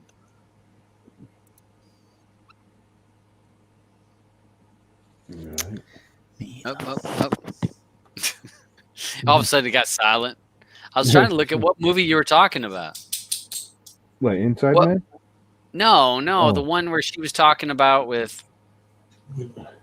when he was real old. Oh, I don't know. Blue. Turn your Unmute. mic back on. Unmute yourself. Yeah, somebody had mentioned it in the chat, the name of it. Color of Money? No. With Paul Newman. Yeah, with Bruce Willis. Paul Newman. And it was when he was older, so it would have been one of the lesser. Like, one of the later ones. Yeah. So, got The Verdict, Road to Penn, The Hustler. No, that was way back. Nobody's Fool. Nobody's Fool. That was Nobody's Fool. Nobody's Fool. No, there. Okay, Sully. 1994. Yeah, like he was old. He was an old guy, but he was still so damn cool in it. And honestly, Melanie Griffith thought about doing Okay. it. Yeah. Okay. Jessica Tandy, Bruce Willis, Melody Griffith. Okay. It was in '94. Yeah, 94. 2008, I think. I'm sure I've seen this. It's That's one thing about this show. It makes me watch movies that I watched on VHS. Mm-hmm. What? Nobody had any betas? I still have a beta. Oh, He was doing that originally, yeah, But because it was better quality. Listen, the quality of it is great, but the messed up thing was because back in the day, a buddy of mine worked for TWA Airlines, and he would always give me boxes and boxes of all the beta movies that they use on all the planes. So I had all these perfect copies of these movies. So I had this beta machine, and before I even transferred the stuff over, the machine ends up dying on me. So I had to go find another beta machine. And this is like in the 90s. And I ended up paying like crazy amount of money for a beta machine. But the movies still look great, And then they stopped making beta. Yeah. Oh, They stopped making he them. was ahead of the times there when he bought himself a beta machine, and that didn't last long before VHS was just it. Right. But the beta movies were. Well, that was like no, it totally was. That was like Blu-ray, and there was something else, right? There was two competing Laserdisc. VHS. Yeah, I have a Laserdisc also. Laserdisc was the big ones, though. Hey, wasn't whatever yeah. Albin buys, don't buy it. You buy the opposite of whatever the technology is. I ended up getting everything. I had it all. I'm still running my VHS. Oh my god! I don't even have a DVD player anymore. I don't either. And actually, the only DVD player I have is my Xbox. Because Blue and I were talking about me getting rid of all my CDs. I got a whole bunch of CDs. I'm like, well, when I move, I'm going to have to get rid of all my CDs. And I said, because I don't even have nothing that plays a CD anymore except for my computer or my car. Anybody got any cassettes? No, I have some. I don't play them on that. I got loads of cassettes. Yeah, I got loads of old ones, but I don't play them. I got rid of a lot of them. Boy, you still have your old 8-track? I have an 8-track tape. I remember. We show the little kids of what an 8-track looks like. That was, 8-track was confusing when you would pick between track 1, 2, 3, or 4. And it had it's like. I don't even remember how it works. I just remember pushed it in. Like this big. Yep. and they were always under the car seats in the car. Yeah. We had a 4-track player at our house. 4-track. Yeah, they're about half the size of an 8-track. Same concept. Was that after 8-track then? No, it was before. So it's smaller. It's smaller. Bigger. Yeah. Normally nowadays, technology's gotten smaller and smaller, but back then they went the opposite way. Yeah. Hey, I got an 8-inch floppy drive. I don't want to hear about your sex life. I still got mine. My floppy drive. Oh. What was that? A Mega Drive? Yeah, but I had to pick it up because I got a whole bunch of floppy drives that I want to, put on my computer. So the one in my computer broke, and I didn't want to go out and get another one. But I picked one up on Amazon. It cost $25. Right now, Penn and Andrew have no idea what we're talking about. I know, right?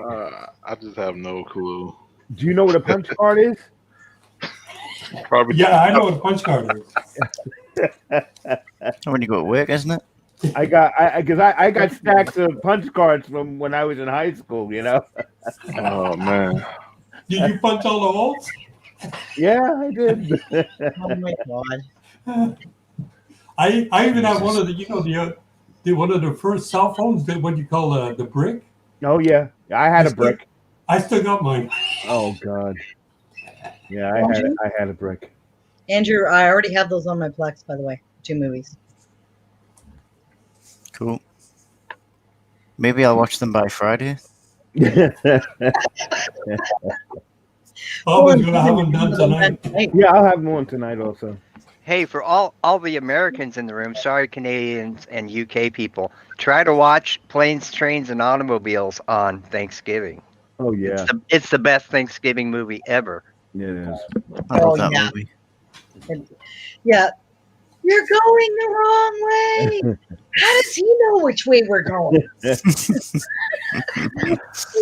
Oh, nothing. My hand's just here between these two pillows. Hey, I got a question. Pen. Yes. So since old people were talking about old media, so what is the first type of media that you listen to music or movies on? Oh, CD. He's gonna say CD. Yeah, it's got to be CD. yes, yeah. CD would be it. Yeah. CD? Yeah. Yeah. Andrew was probably cassette. Did your parents Cassette. at least have a record player? I don't believe they Well, did. Penn was That doesn't born count though. That 95, doesn't right? count. Yeah, I was born in '95. So He's the same age as my daughter. Oh my Yeah, gosh. Oh my God, Pen, teen- you could be my son. Oh wow! Oh, the show turned left. Eddie. This went wild. So Eddie, what about you? What's it? Hey, wait, hold on. And Wait. Pen, you can call me Mama anytime you want. Yeah. I started off on Who's your daddy?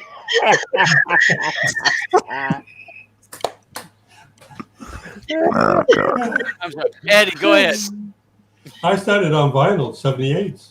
Yeah, vinyls. I remember vinyls. Mhm, I had me vinyls. too. I had records and I see. records and records and records. Hey, they still sell those? Still Yeah, sell well, those? I still have my record player, and my record player still plays 78s. I can go 78, 33, 70 to 33. Yeah. You know Remember what? that little piece? Put that thing in the middle so you can. Yeah, my parents bought me a Fisher Price record player when I was young, and my two albums were "Rumors" by Fleetwood Mac and Boney M. I love Who? Boney M. Take flight. Boney M. You guys remember Boney M? They did Rasputin. Remember that song?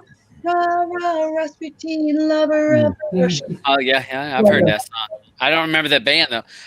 I remember my daughter came home one day and told us that the teacher had the biggest CD player that she had ever seen. Oh no! Oh, And I yeah. was like, "What?" Is She it goes, record player? "My teacher has a CD player that's like this big, Daddy. I've Oh, never my seen a CD God. player this big." And she puts it and it plays music. And I was like, That's adorable. "That's called a record." You know what? We know we're not too old when somebody says gramophone. Oh yeah. Did anybody stay up late at night and tape radio shows on Yes. on a CD? The Mystery Theater. I used to listen to WABC in New York, Yeah, the Mystery Theater. and then what's his name? Wolfman Jack. I Yeah. used to listen to him. You know, used to tape, and we always at the end you want to cut when the commercial comes. Mm-hmm. I still have the tapes. Oh, gosh. Eddie, I'm starting to think you might be a pack rat. So is Auburn actually when it comes to music. yeah, Yeah. I am. Auburn And has video. music. I know I have a lot of music, but I do. Come on, 15,000 DVDs is ridiculous. Yeah, it actually is. I mean, Yeah, I know, and but thank God for you for Plex, because I've been using that a lot now, but I still have to move all this stuff over. I have one of these binders here of DVDs I got to transfer. I wouldn't bother moving it over. I'd grab it online and I've been thinking about that, but bring it. sometimes trying to grab the stuff, No, having to look for it. no, and that's the thing. The stuff that's hard to find, stuff that's hard to find. But I Yeah. have a lot of stuff that's hard to find. It takes a fraction of the time to find it as opposed to ripping it. Right, true, Yeah. true. Like me, I'd like to have something to rip all my 4-tracks. Man, I got so many 4-tracks. Mm-hmm. Those cassettes, man. I just don't want to let them go. As a matter of fact, You can I haven't played download all one that, in a while. So I took one out just by chance, and I stuck it in the machine. And I thought, it'd be no good. Uh-huh. It played. Yeah. It's like cars nowadays, right? You get a car, you're lucky you get 5 years out of it, really. In the old days, it lasts like 40 years. Yeah. Yeah. They make things to break. Bye, Andrew. Love you. Yeah, Later, and that- bro. Was that a welcome back wave or a I'm leaving wave, Andrew? Yeah, and even That was have- a welcome. Thanks for realizing I was gone. He's back. Hey, when the old people get talking, they can't. Yeah. They forget about them young people. Yep. Yeah, we're We'll still talk live. tomorrow. We're still live, Shan, and we also haven't done the player pass yet because Oh, we've been I'm- talking about old people stuff. I'm Yeah. sorry. All right. So I'm sorry. We're down to 15 people. My bad. So, all right, for the people that actually left, the hardcore users, player pass, because 8 of them are on the show right now. So player pass. Well, Canuck Gal's not here, and neither is the beach. So those are, and Octavia. Thank you, Octavia. So we got a few people over on the side still. So player pass on the 2 movies, if you would, and I'll run through the thing. Thank you, Andrew. Andrew, player pass on the 2 movies. You go ahead and name them and say what you think. Cool Hand Luke play, and obviously a play for Frailty as well. Okay. Roger. Play on Cool Hand Luke and also a play on Frailty. But I did want to mention that all you guys that love that car wash scene in Cool Hand Luke, that lady's like 89 years old now. Still washing cars? Yeah, still watching cars. Yeah. 89 years old. Oh my god! She's them bad boys are like down here now. Yeah. They don't look the same anymore. No. Washing the tires with them Oh now. my god! Okay, Eddie. Eddie, Yeah. Play it Yeah, back. Luke. player pass. Player pass for the 2 movies. Okay, for Cool Hand Luke, it's a super play. For Frailty, I'll give it a slow pass, a slow play. Okay. Okay. Sharon? All right. Sharon. Thanks. Cool Hand Luke, I'll give it a soft play, and Frailty a play. All right. Penn. Cool Hand Luke, soft play for that, and Frailty give the play. Miss Blue. Yeah. I'm a super high 5 plays for both of them. All right. Okay. Super high fives. Aubin. I'm gonna be a play for Cool Hand Luke. Frailty, I'm gonna have to give it a soft play, but I'm gonna go back and watch it again. I know I have to give it another chance. Okay. All right. And I'll definitely give both of these movies plays. Andrew, I really, really, really like this movie. And so we have a few things. You got a little bit of nobody passed on any of them, but some soft plays. So these are definitely movies you guys want to check out. I think both these movies, for their own reasons, Yep. I think have their own character. You want to check them out. And so if you're disturbed by Frailty, maybe you need to want to go back and watch it the second time. Maybe you don't. But I don't know. It's great viewing. I think we have 2 great movies. Next movie, which will be next month, January, is going to be The Bullet and The Inside No, Man. just Bullet, not the bullet. Bullet, not Bullet. just Bullet. And Inside Man, not the Inside Man. All right, hold on. I'm Bullet erasing. and Inside Did Man. you see that? I just got my finger wet and I erase it. Yes, Andrew.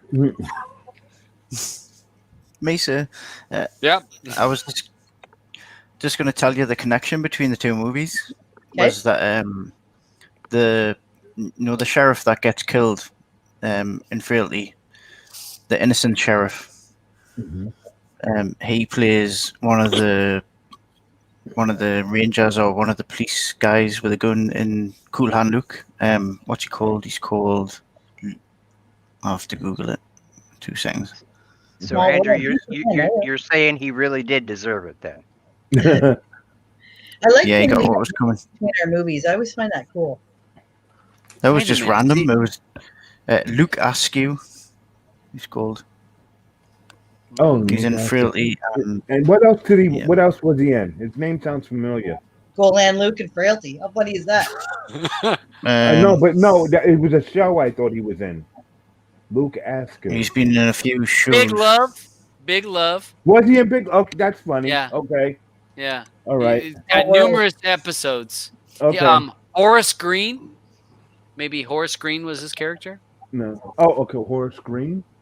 Yeah. I don't remember. Vendetta. He was in Vendetta. He was in Walker, Texas Ranger. No, it had to have been from Big Love because I knew the Big name. Love. Because Yeah, Bill Paxton was in Big Love. I thought he looked like he played Yeah. in Big Love. See, there's another thing. Here's a little link. Hey, Bill Paxton, Frailty. yeah, Was in Big Love with him. yeah. Oh, he was in Big Love with him, all right. Yeah. So, So, you know all what? right. I haven't eaten yet and all day, and I've had 3-4 glasses of wine now. Can you tell by the color of my face? I know you're getting a little red over there. A little. Woo! Plus, my Woo. kids went down and turned on the light here, the bright light. Mhm. That's All the right. tool. All right, so I'll go ahead. Andrew, anything you want to say before we roll out? No, it's been a pleasure. Can't wait till January. Watch the new ones 2 days beforehand, like I said.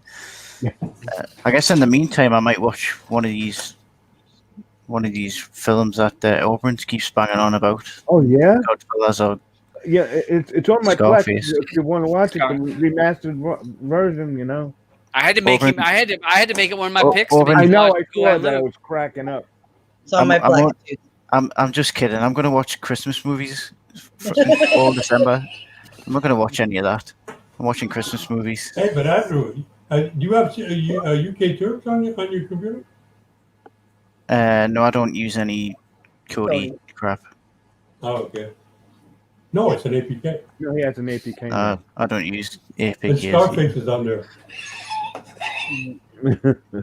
If I the have- MPAA is watching, I am still watching legal stuff. So, all right, Roger, anything you want to say before we leave? I'm gonna miss you guys and Yeah. gals. Merry Christmas to everybody. Happy New Year. Hopefully 2021 is a little better than 2020. Yeah, we'll see you on Claude's shows on Fridays, probably still. True.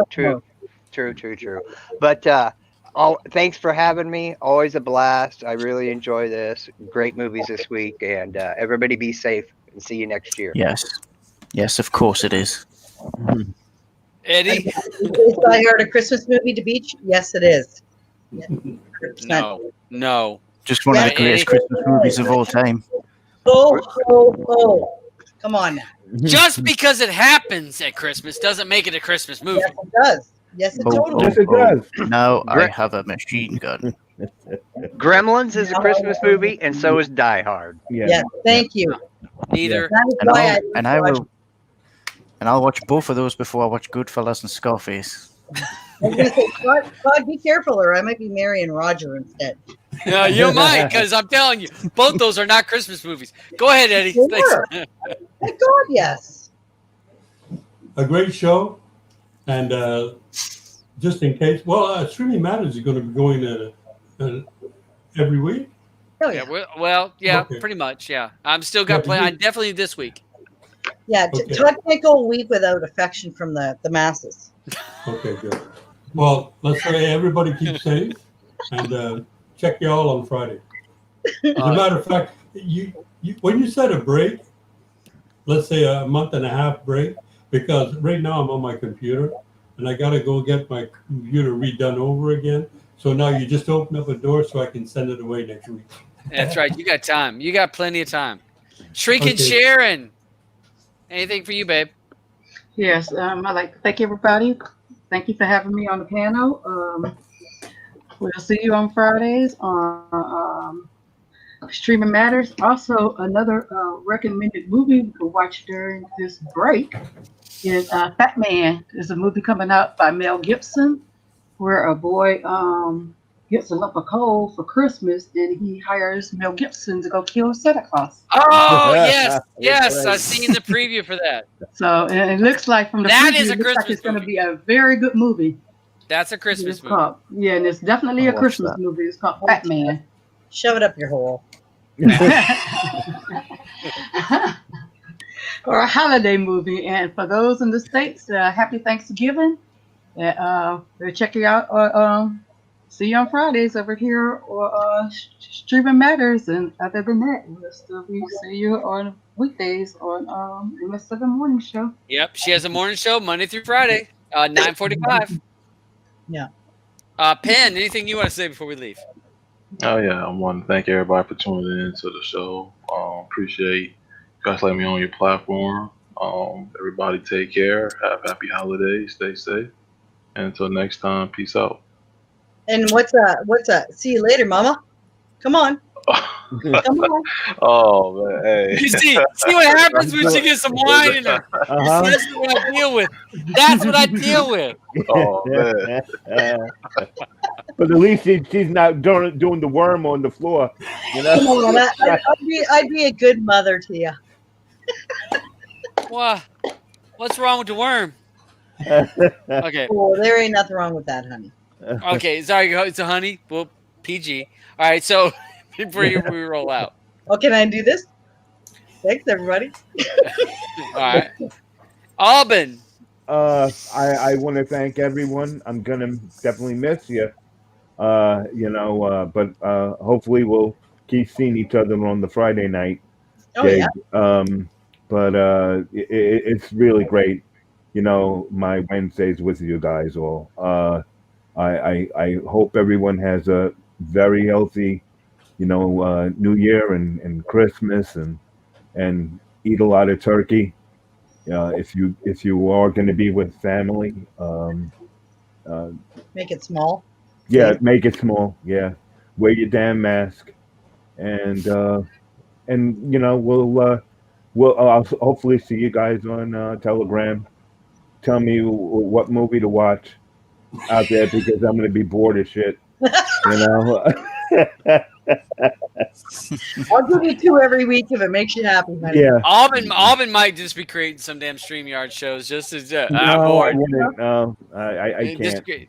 Because you got to understand, this takes away my time from watching movies and my TV shows. They're just stacking up anyhow. Oh yeah, But, we're holding you up. My agent's Yeah. killed now. This 2 hours is holding you up. It does. You have no idea how You much got nothing but crap I time. I don't watch. even want to hear it. I know. I watch a lot of stuff. I really do. I really do. And but I love it. I I'll always do said, Agents of Shield just for you, honey. I'll do it this weekend. I promise. okay. Promise. All right. I'll go ahead and close out. Thanks for everyone joining. Look at Jade. Look at Jade behind you with her tail going. She's right here. Yes, honey. Yes, I know. I know. Outside, Daddy. I got to pee, Daddy. No. I know. Just wait. She's so freaking Talk cute. to the hand. Talk to the hand. No, come on. So I want to say thanks for everyone joining.